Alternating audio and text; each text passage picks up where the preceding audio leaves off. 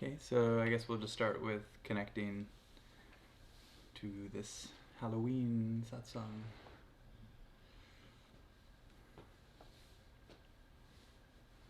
And of course, asking for Sri Swamiji's grace and blessings be with us to this celebration.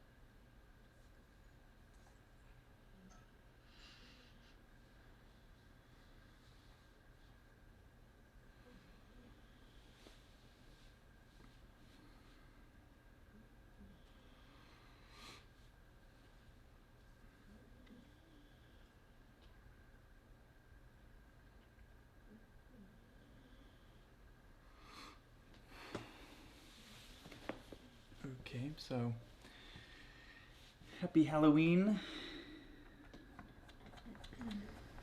Turn up the volume. Happy Halloween. So I'm just going to go over a few of the points of Halloween. Most probably already know this, remember it, but in case somebody doesn't, then this could be useful. So the first part is, this is like the holiday for wearing a costume. So the idea is to kind of look at, without that costume, you put on your little meat puppet costume. This is your earth costume. So it can serve as a good reminder to really think about your true nature, and then from incarnation to incarnation to incarnation to incarnation, like all the little puppets you put on, every single costume that you put on. You don't have to know what your past lives were. You don't even have to know what your future is going to be. You just have to have a little bit of flexibility in the belief system. The thing that feels so definite, like this is me, that has to just soften a little bit. If it's so definite, you can't really change it very well either, even internally. If I'm just so this, then I won't change it. So we have to do it with all forms of healing. So even when we're trying to get rid of this over body identification,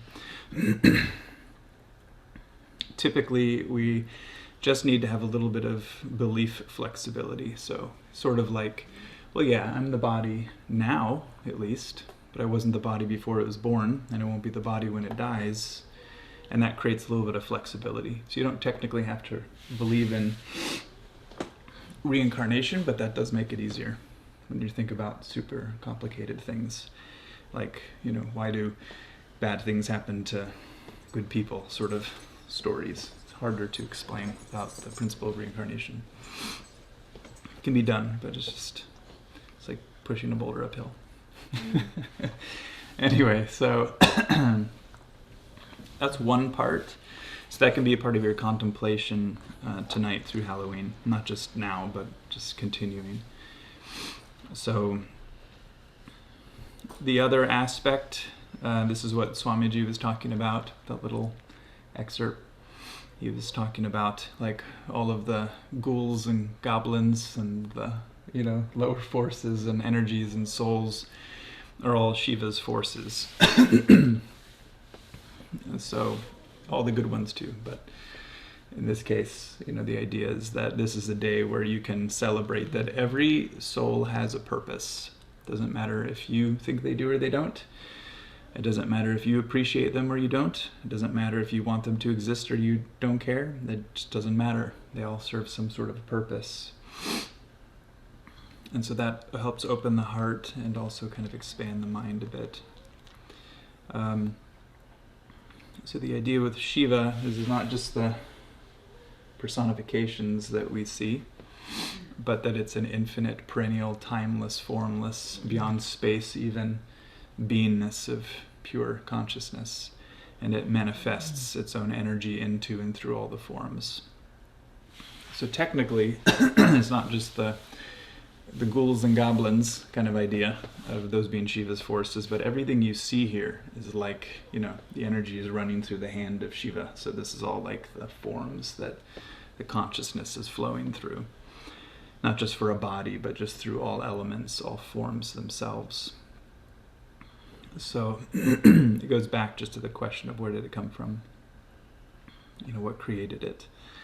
When your mind gives you an answer, you just ask again, what created that? Your mind gives you another answer, what created that? We don't need to know the answer, we just need to ask the question. And that's what keeps us open.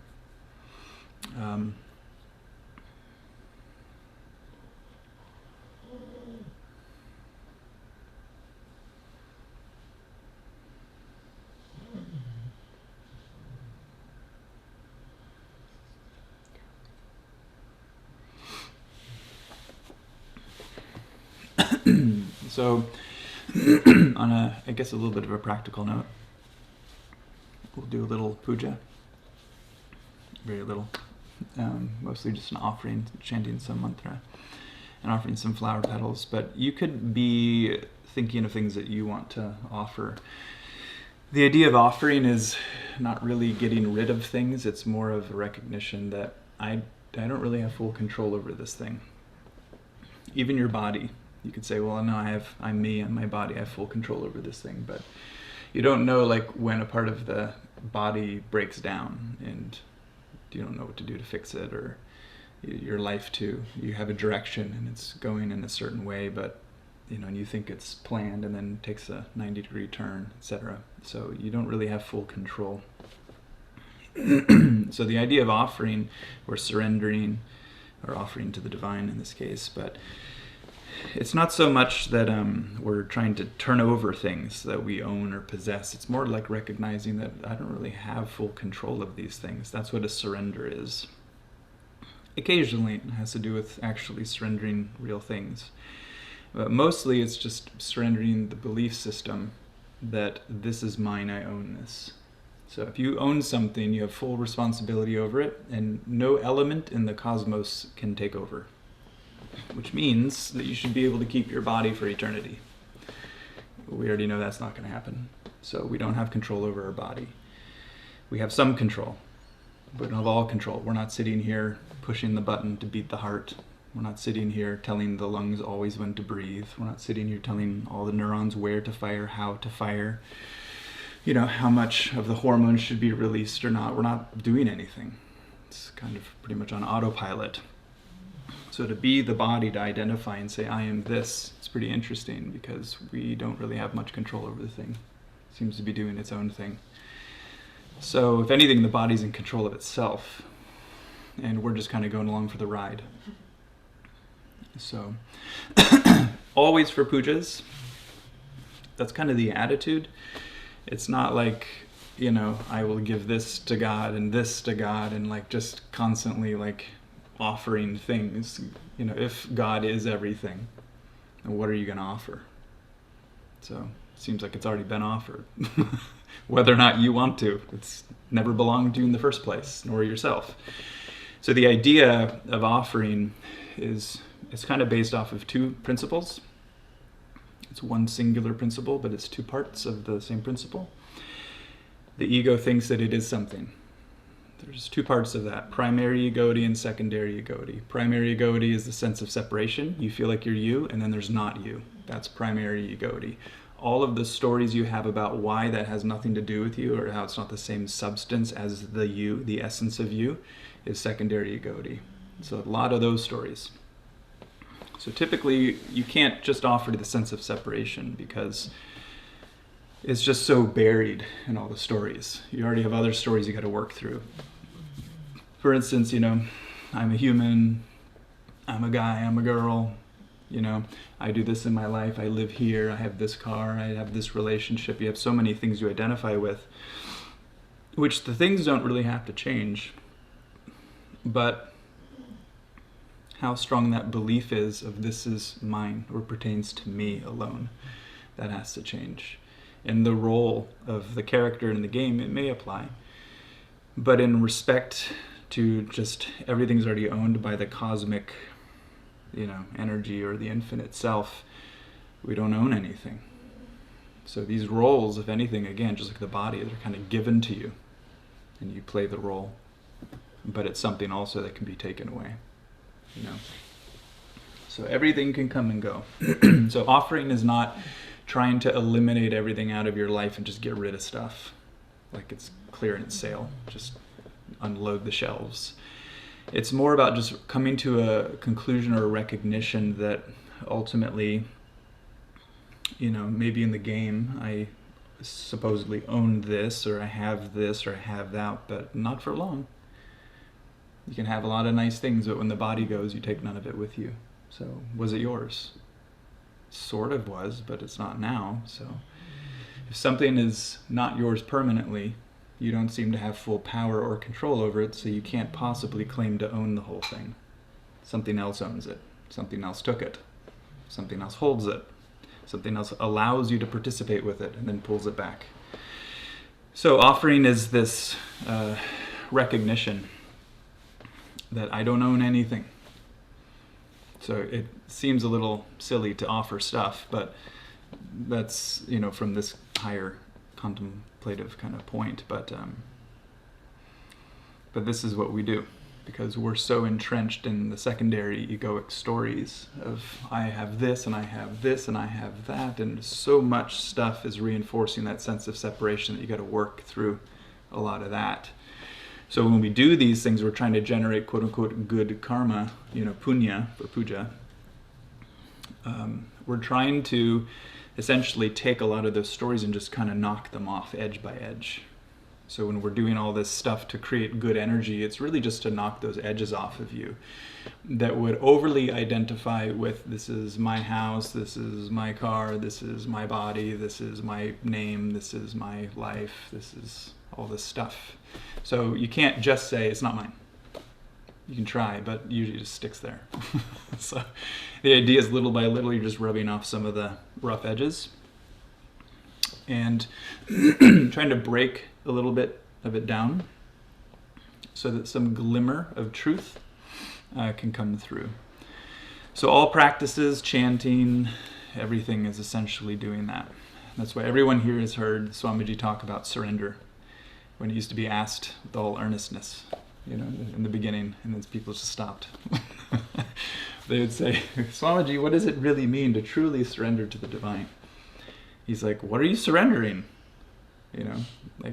He would be very adamant about it and say, you're not giving anything to anybody. Your relationship with the divine is really just a recognizing that you don't own you. Nothing's yours. So, in this sense, tied to Halloween, even as Swamiji puts it, the ghoulies and goblins and lower entities and higher beings and everything, it's like they don't even own themselves. So who's pulling the strings of the puppet show? Is it many selves or is it one self? So that type of contemplation can be really tricky because it can pull us into a place where we can become complacent about many things, and it starts to mess with our way that we view things in life, and kind of almost like we give up, but not in a healthy way. But this way of looking at it in some way, and I'm not trying to generate some answer for you, because I don't think people should be given answers, because I don't think that means much. I think you should be given questions to ask, and then what your mind provides for you is part of your own path, your own trajectory into your core of your nature, of your being. So when we're looking at, life in one basic way, is there, one self or many selves? Because everyone already knows the principle of duality is many selves. And then so the principle of non-duality is there's only one self. Which is funny because we all believe that there's one self, but then we also actually all believe that there's many selves. Because you'll find out when you talk and think throughout your day-to-day, it's like you're very much relating with people and things like they're many separate selves. And yet the core belief is that no, it's supposed to be all one self. Of course it's all one being, but then yet every single way that we think and relate and feel and respond or react is based off of a multiplicity of selves. So in this path, actually, you can have both exist. In the Maya, in the play, you're allowed to see and relate with all the selves, but you're supposed to have an ultimate understanding that ultimately it's just one self. It may be kind of seemingly divided into the many selves. And so it can be many, but it's also still one. It looks like many, but it's still one. If you just do it's all one, it's going to mess with the way that you interpret and relate. And if you do it's all many, then that doesn't bring you back to any homogeneous, kind of uniform, harmonious, balanced kind of, or just let's say unitive place. Because there's no unity in, separation.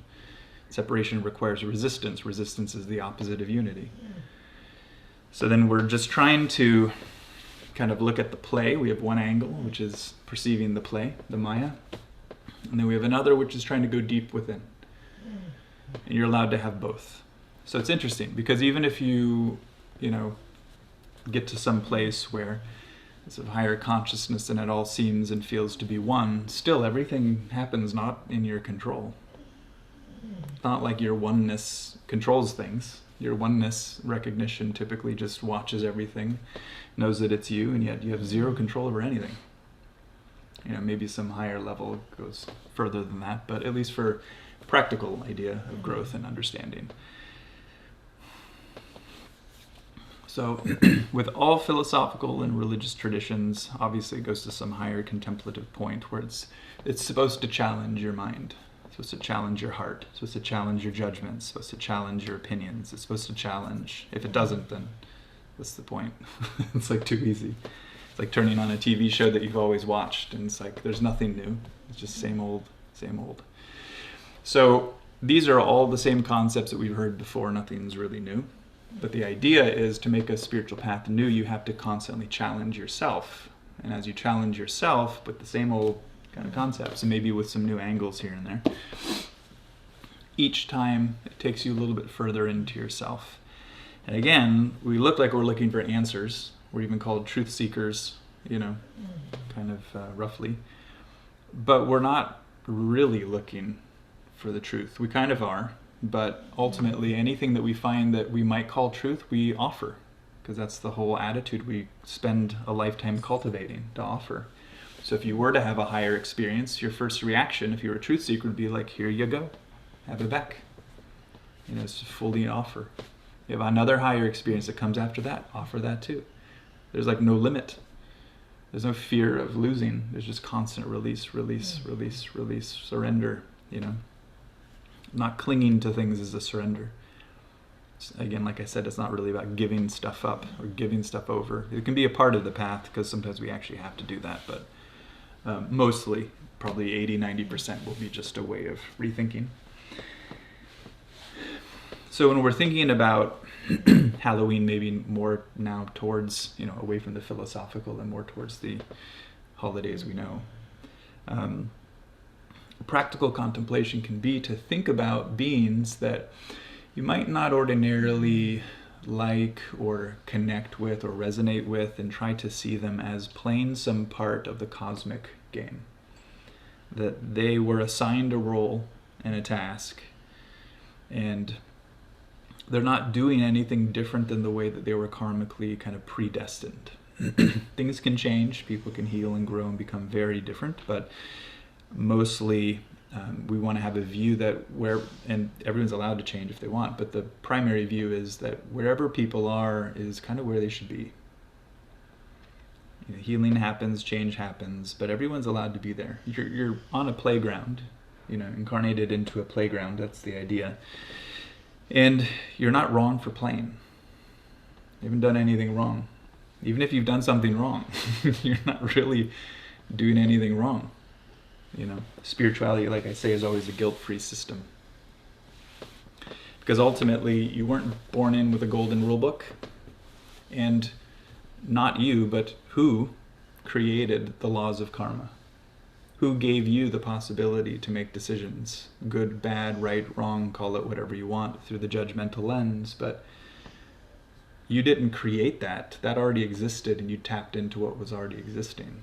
So it's like, where does the responsibility really fall? This is dangerous territory on a practical level, as I'm sure everyone knows this, but I'm just speaking from a philosophical point, which is a questioning, but you don't act on philosophical questions. There's practical application of philosophy, and then there's the contemplative version of philosophy, which you can't act on some of those because they kind of render you powerless. Like, if it's all one being, then what do I do? It's like, can I start anything, do anything? I shouldn't be. It's all one being, so it should do it. And you just sit there waiting for something to happen when you should be doing something because you're a part of the one being. So there's a practical side, there's a philosophical side, and usually they're hard for people to understand how they fit together. So in the beginning, you typically keep them somewhat separate. Action and thinking and positive and dualistic, you can call it. Love and service, all that exists. And then the oneness, you kind of keep on a philosophical contemplative level until it somehow just makes sense, just fits without trying. So we're going to do the offering part.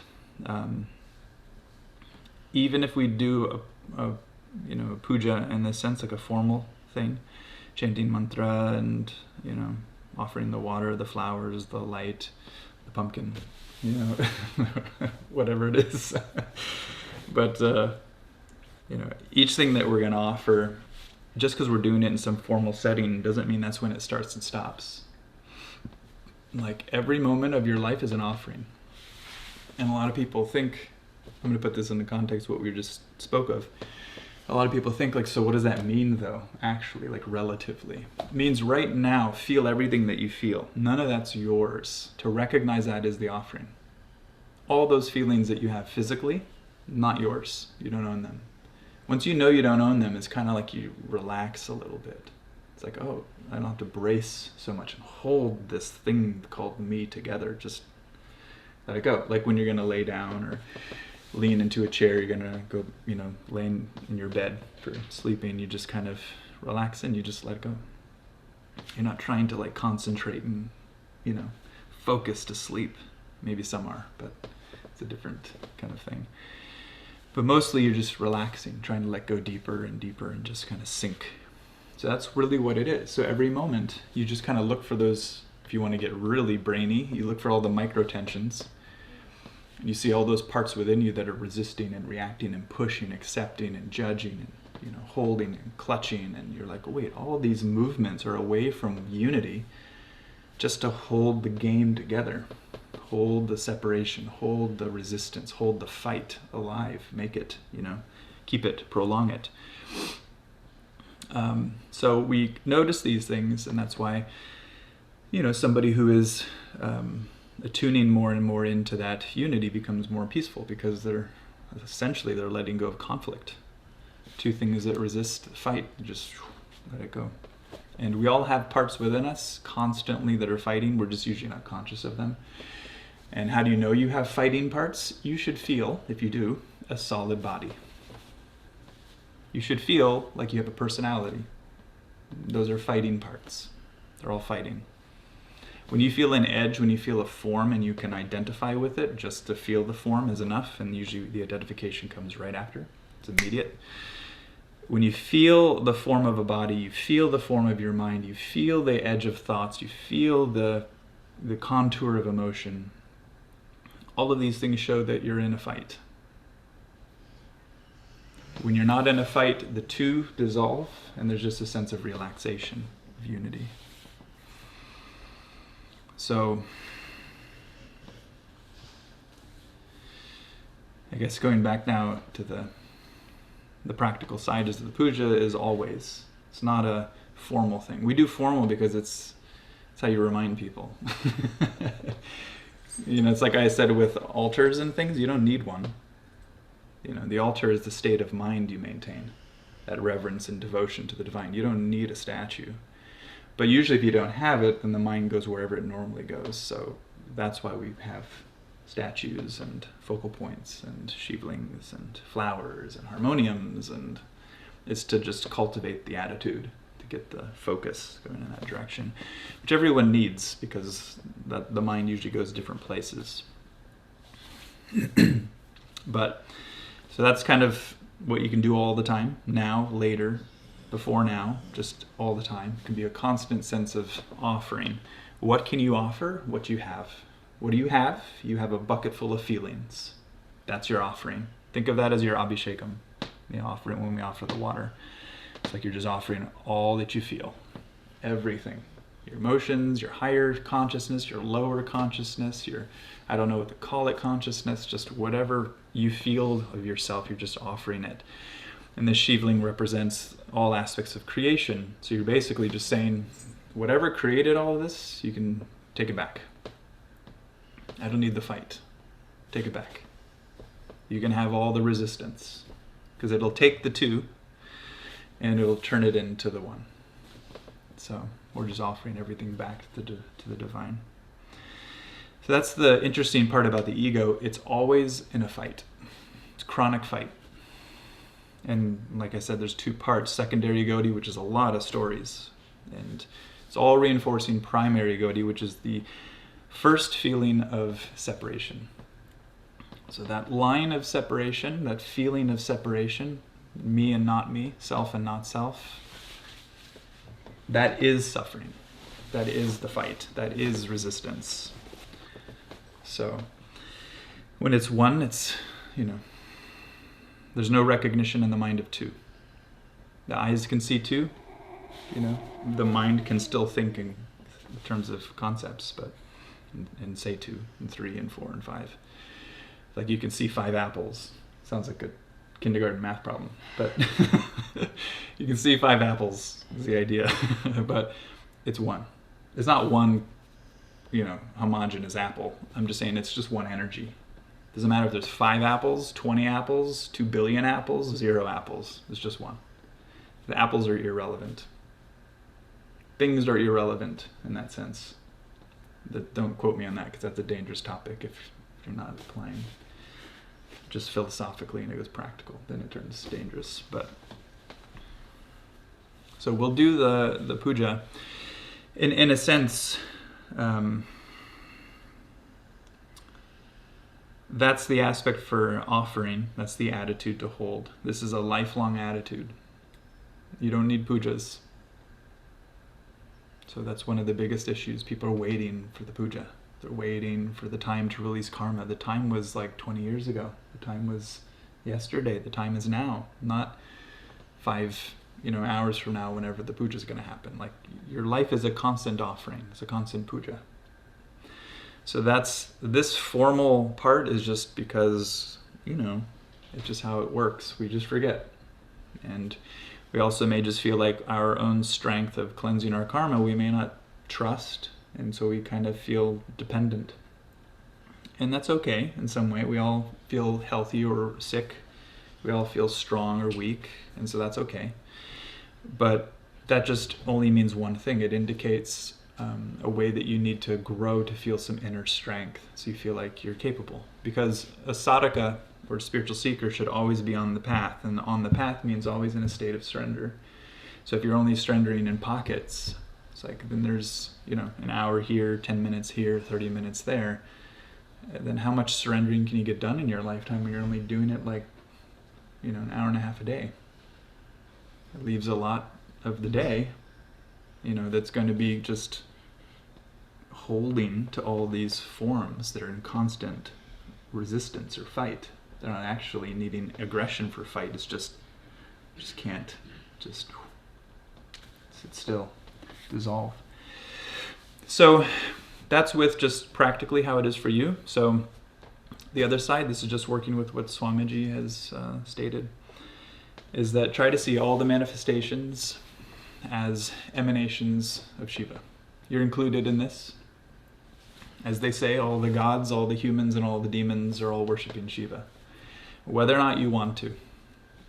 You want to feel good, you're worshiping Shiva. You think you're going to get it through money, you think you're going to get it through God, you think you'll get it through prayer, you think you'll get it through food, it's all Shiva. If everything is Shiva, there's, as they say in most traditions, all is God, then there's nothing but Shiva. So there's the Shiva that's invisible, and then there's the dance of creation that makes it visible. Not that there's actually needing to be a dance, but movement from the unknown to the known, from the invisible to the visible. So it's just very interesting. So think of it this way. This is just to help people get over judgments and resistance and reactivities to things we don't like, war things, political things, all these things that we don't like. There's no real reason to hate something. There's no real reason. Like when you have a dream at nighttime and you have different people, some people love you, some people hate you. Is there really any value in hating anything that your own mind created in the dreamscape? You wake up, you're like, oh, well, I guess I don't need to have any of my reactions. It doesn't even happen. And you kind of snap out of it. You're like, oh, I was in so much of a panic and frustrated and angry, and I was being chased and wanted to kill this person, and oh, it never happened. So that's the idea of this realm. You're in a dream type realm, not like the one in our brains or our minds or in our subtle way of perceiving. It's much more of a cosmic dream, so it's harder for us to really understand, but it's a good parallel to have, I think. But trying to get us to this place where we can perceive that beyond this body of a personal self, let's just pretend you're the cosmic mind and you've dreamt up all of this. And you chose to take not just one position, but all positions of all beings. So then, of what value is there? to hate something, to be upset with something, to be frustrated with something. What's the value? You created the whole game. What's the value? So sometimes people will put this also on positive virtues, but it doesn't sit there the same. Because positive virtue means that you don't see a reason for the fight. It's coming from a different place. The highest virtues, and they get watered down, I know, but it starts looking more similar to just a human emotion. But at the highest level, they're just a part of the whole flow and play. So just, you can take that thought however you want, extend it into your sadhana the way that you like to. You can, change it according to what's your pleasure, like what makes sense to you, how you'd like to relate to it. If you want to change it, or if you want to not believe it and alter it to something different, that's fine too. Part of being a truth seeker, you just gotta think on your own anyway. But while we're doing this puja, we can also kind of have some idea that all of these souls that we perceive to be other, that we perceive to be good or bad, right or wrong, should be this way, shouldn't be this way. I like it better when they did this. I don't like them at all when they did that. Like, none of that stuff really has any value. If it's all your dream, the cosmic dreamer, and you're actually all of the characters, there is no value in making a judgment. It doesn't go anywhere.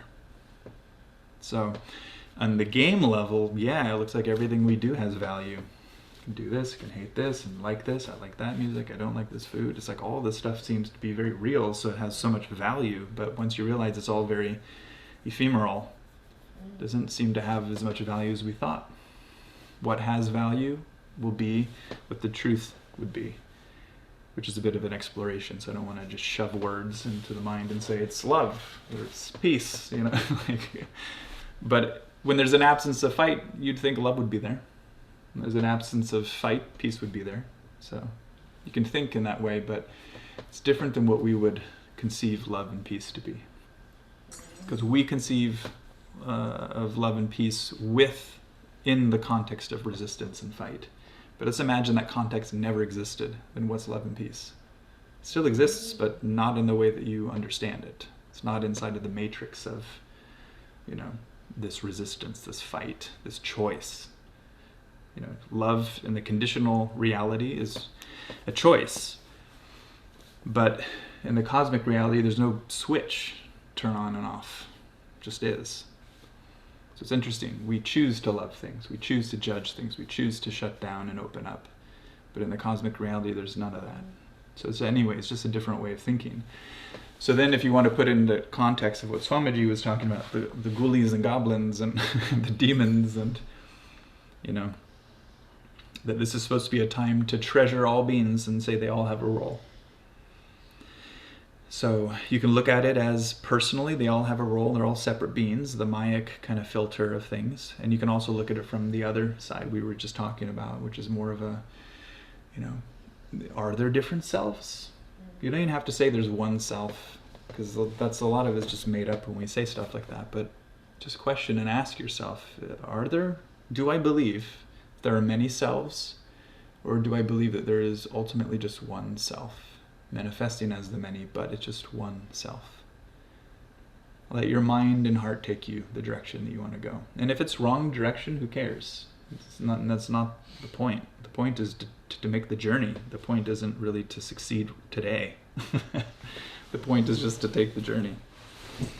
So anyway, that is kind of the spirit of this one. I know we've talked about Halloween in different ways over the years. But I figured why not have a different way of kind of approaching it today. A little more contemplative and philosophical, but with some practical components in there as well. All right, so unless we're doing a song first. Okay. But you can stay. Oh. So we're doing, we're going to do that one, Om Rudram Saranam. Okay. So you're taking refuge at the power of the divine. That's Sharanam or Saranam, as Swamiji pronounces it without the H in the front. That means basically to be in a state of full surrender or refuge, which is a way of saying, like, I don't have full control over me or anything else in this life, so okay, I'm at your feet. That's essentially what you're doing. And I know this power is going to guide me, protect me, love me, care for me, and everyone else too. You're not asking for the powers of Shiva, Rudram, which is that power of Shiva. You're not asking for that just to be good for you and not think about anyone else. You're stating a fact. You're not entering into a plea bargain. You're not trying to ask God, protect me and keep all the forces off of me. It's better to look at it like it's just the way things are. What thing in any universe, if you want to say there's many, what thing would be not underneath the divine province? What island of existence would there be where it exists outside of God, outside of the Creator? Or does it all exist underneath the divine province? And if so, then you're in the right game. You're functioning inside of the divine province. So you are protected. You are loved, you are healed, you are helped. Yeah, there'll be things that come up that need to be dealt with, but the point is to get, more into attunement with that divine power. And as you do, you feel consciously more that you are being actually protected and guided. So things feel very alive, but with a capital A, very, vibrant and real. So we're going to chant this. So you want to do Om or Shri Rudram Saranam? So whichever one you want to do. Om. Oh. So, so anyway, that's what the mantra means in a nutshell. Not that I'm perfect at translating them, but that's essentially what it is. Rudram is the power of God, power of Shiva, a certain power, a very protective force.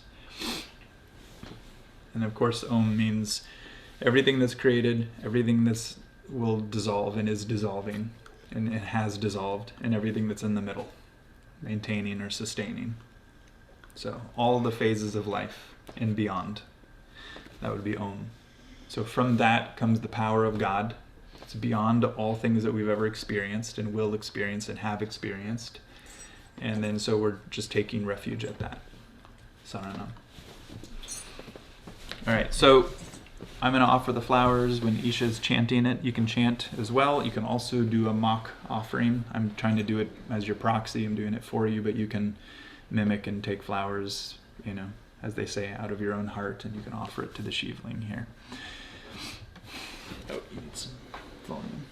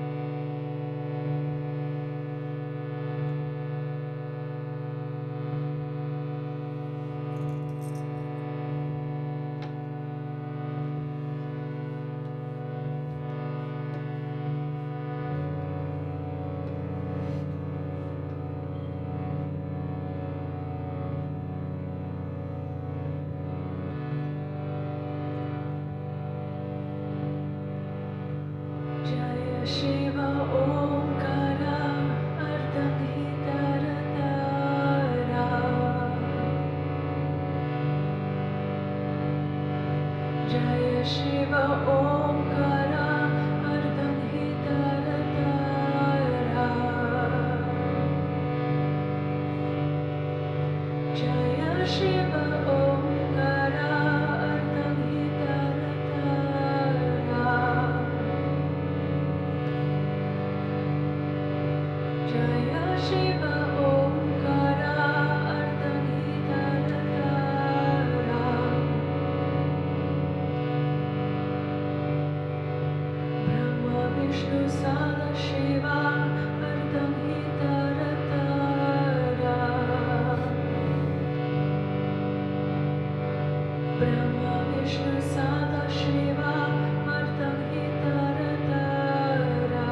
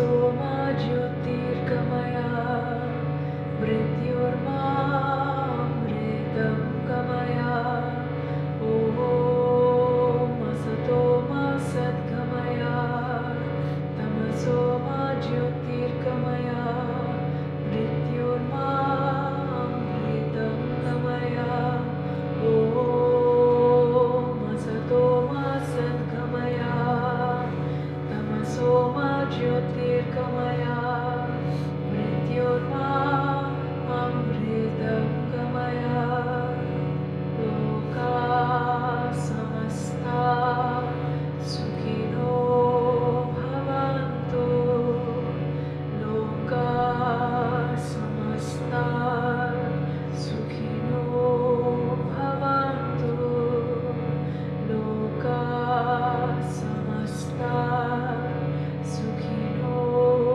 Bhavantu Hari Om Tat Sat Hari Om Tat Sat Hari Om Tat Sat Om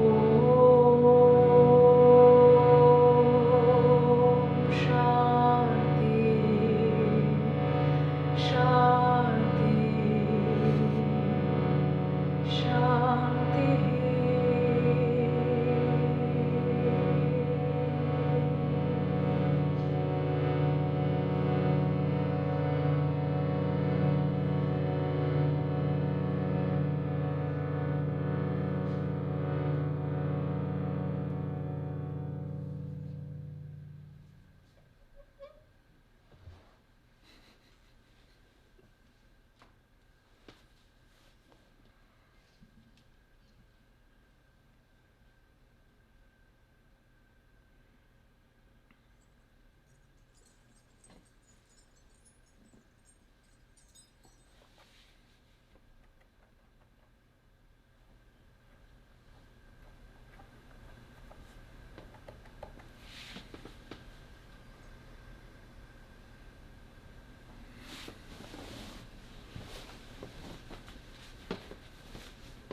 I suppose we'll do our final offering of this thing. If you have a squash or a gourd or a pumpkin or an apple, you can offer too.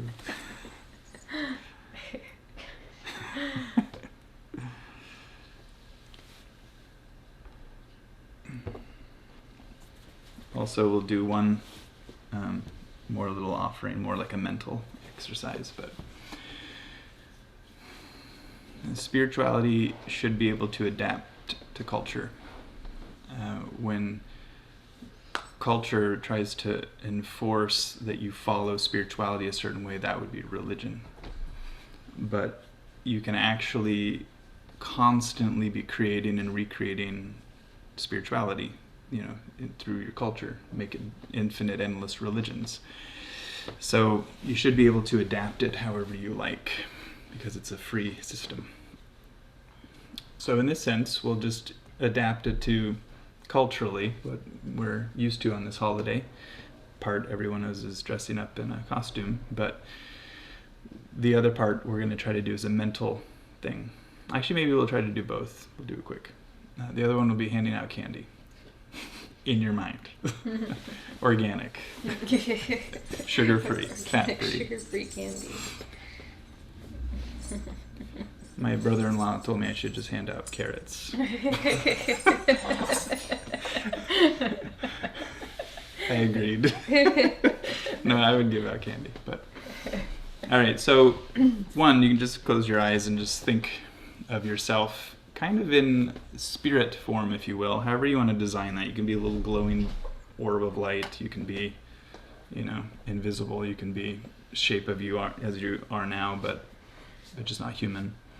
Just envision that. Whatever you are is fine for the sake of this exercise. Now imagine you're just kind of walking into a universal closet and looking for the body, your clothes, your costume. You're going to put on your Isha body, put on your Ryan body. You can even try on other people's bodies right now if you want. You can be a Kelly body.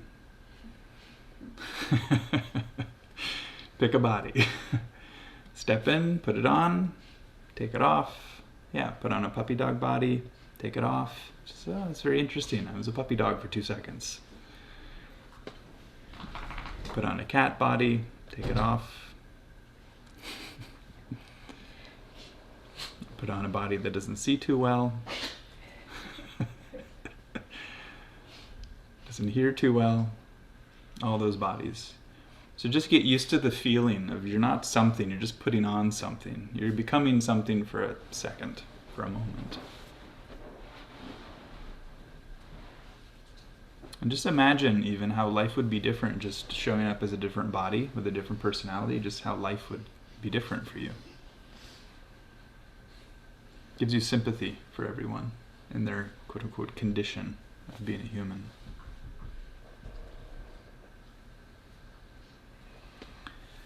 So select your body, put it on, finally.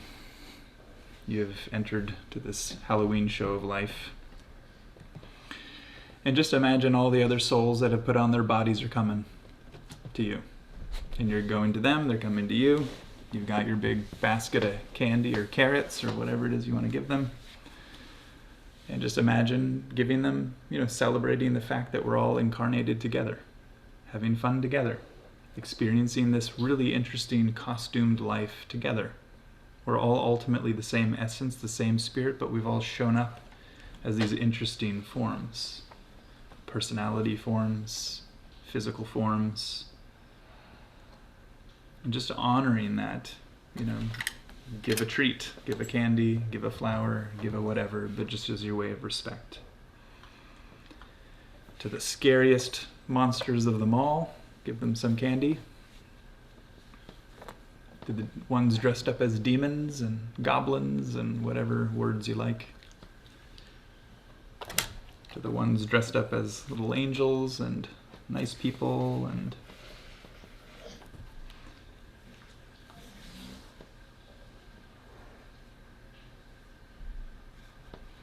to the ones dressed up as your parents, your siblings, neighbors, to the ones dressed up as people who've always been there for you, to the ones dressed up as the people who've always kind of wronged you in some way. Give them all candy. Give them all flowers. Give them all a hug. And just say thanks for taking this ride with me. Thanks for being a part of this journey into this life, wearing this costume.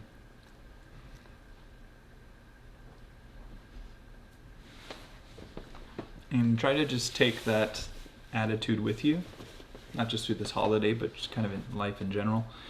Just appreciating everyone and everything for their role. And not necessarily thinking that their role should be different than their role. Like a squirrel is a squirrel, and we don't argue that it should be different than the squirrel. A moody dog is a moody dog, and we don't really think it should be that different because it's hard to convince it otherwise. Your parents may always be your parents, and they're just never going to be different than how they have always been. That's okay. So, just learning to love and respect people with where they're at, who they are, how they show up in this life, and what costume they've chosen to put on to enter into this, great Halloween show of life. And so we'll leave it at that. So have a happy Halloween, and whatever you do, just kind of carry that spirit with you and just appreciate and love everyone. Om Shanti, Shanti, Shanti.